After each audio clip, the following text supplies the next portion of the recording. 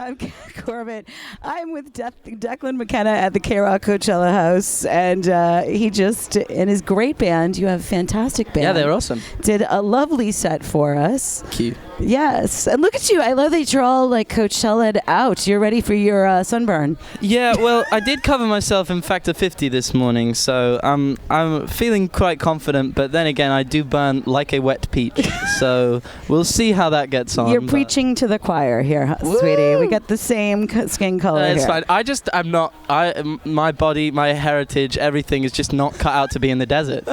This just wasn't naturally meant to happen. But here we are. You took a wrong turn in Albuquerque and you ended up in Coachella here, Declan McKenna. And I wasn't even meant to be in Albuquerque. No, I know that, right? You are playing tomorrow in the Mojave tent at 2:40. Yes.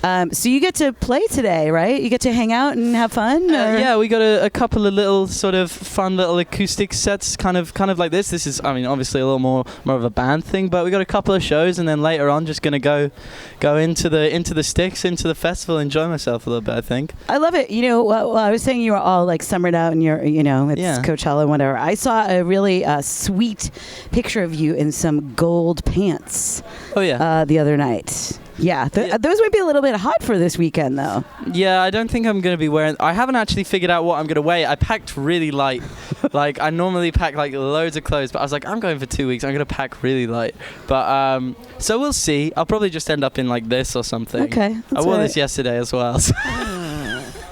You might want to launder that just a tad. I'm grand. I love Declan McKenna, but he smells, dudes. I am lathered in deodorant. I'm 19. It's fine. I've reapplied like 3 times already, and I've only been here now. Twice, and once a full clothing. You know when you get the whole clothes in the deodorant. You did listen. Everyone needed to know that. You did listen to your friends today, and I know that was a song that you worked with Rostam. Yeah, I did in LA. That's fantastic. How did you guys connect? Twitter, funnily enough. Really? I was so nervous at first. He like dropped into my DMs like, yo, where you at with an album? And I was like, what? That's the first thing you're going to say? Like, I was like such a massive Vampire. I mean, I'm still a fan of Vampire Weekend and a lot of the stuff he was doing. And it was kind of at the time he started putting out solo records. So I was really excited about that. And yeah, he was just like, do you want to come write some songs, you in LA anytime soon? And I was like, well, I'm touring America for the first time and I finish up near enough LA. So we kind of just started the song there. I was there for about 3 days. We started working on Listen to Your Friends the third day. We'd kind of gone through me being really awkward and not knowing how to co-write. And then eventually he was just like, he kind of started this idea on the cello, and over another sort of 3 sessions and then me going away and writing lyrics and stuff, we eventually came up with that song, and it's ended up the last one on the record. And I felt like it's just a nice day for it, because I don't know if it's not really a single, so it might not be one we play at the set tomorrow, so I felt like this was a cool environment. I love that, because I think people don't understand how difficult co-writing can be, because you may have really good intentions, but sometimes you get in the studio and the chemistry's not there, or it just doesn't happen. So it's, for me, like, songwriting was so insular for like such a long time. It had been something I'd kept to myself, or unless my sisters like forced me to.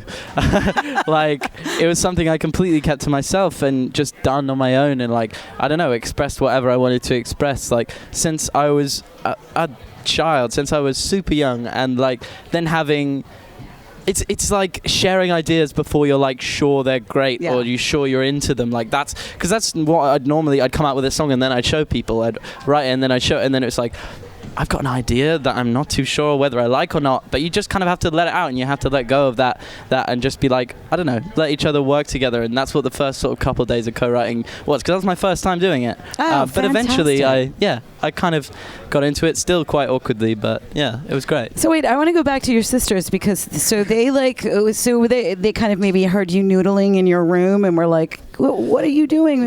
No, I just think one of my older sisters definitely just wanted to, like, I don't know, be my manager from like age 5 or something, and was just like, she was a couple years older than me, so it just. So at 7, she's like. Not even. She's probably like she's probably like 5 years older than me or something like that. Actually, maybe a bit more than that. But yeah, it was just like, okay, Declan, what are we gonna do with this song? Like, you have to like think about pop sensibility. And I was like, you don't know what you're talking about. But neither do I. But like, that was kind of growing up for me in a lot of ways. Oh my God. I had 5 older siblings, so it was just constant, like, everything I was doing wrong. Are you the baby? Yes. Oh, okay, yeah. So they've done it all ahead of you, and now, of course you're doing it all wrong. Of course you are. Yeah, of course. I love it. I played Humongous yesterday on KROQ, and I thought it sounded amazing. But I do think a lot of people know you. I mean, you came onto the scene like a tidal wave with Brazil, which was a song that just really put you on the map. I feel like, I mean, you must have got just lit up like Vegas. Like, you were so young, and that song came out, and it just kind of threw you in there. How do you feel like you handled it well? Did it like have a good, bad effect on you? The weird thing about like the actual initial like explosion of that song was like out here. It was in America. It was like I wasn't seeing it firsthand. I was just seeing emails and stuff like, this song got played on this radio station that you've never heard of, and I was just like, cool. I had no idea what was going on. It was just like, I don't know, no one really cared what I was doing back home until a little bit later on. So it was quite gradual, because I like came out here for a month and like experienced it a little bit, and then went home and was like working on records, and just, I don't know, it wasn't like I was thrust into things, and it's all been kind of like a few years in the making. So I feel like, you know, it wasn't too intense to begin with. Like, I feel like the last couple of months have been like the most intense, just touring the record, because it's like there's no escaping it when you're on tour for 2 months. There's no escaping any of it. Like, you have to play the songs every night. You have to, you know, meet people who are listening to songs, and that's when it's been like,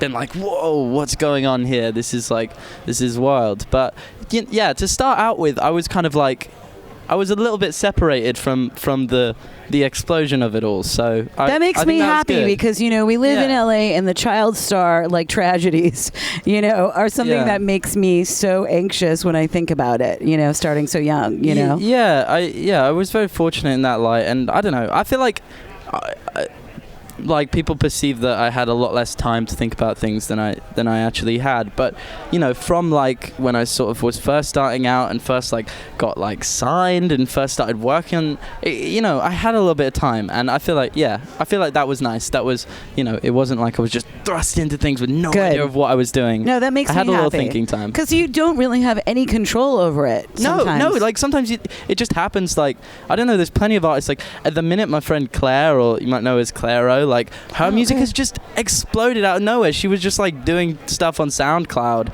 and like, I don't know, sometimes that just happens, and like for her it's been like even more so than me, because she's just like, I don't know, everyone seems to be talking about that. So like, it can be a really intense period of time, and when that happens, like, I don't know, you can just be really not expecting anything to happen. You can not be expecting to be touring for years, and then, you know, someone, the right person hits the song. I love that you're enjoying it. I love that you didn't get like, you know, crazy annihilated with all the stuff. It makes me happy to know that you I still had a lot of industry types to meet. Dude, that's never gonna get not awkward. It will always be awkward to meet industry types. And here we are at Coachella. I know, right? So it's like, it's just a sea full of wankers. That's really what it is.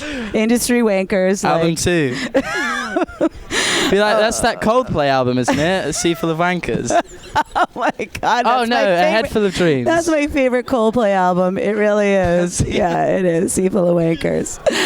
Declan McKenna, you are lovely. I'm really happy for you. I look forward to hearing like new music, and I know you've been touring the States really hard, and you're winding down.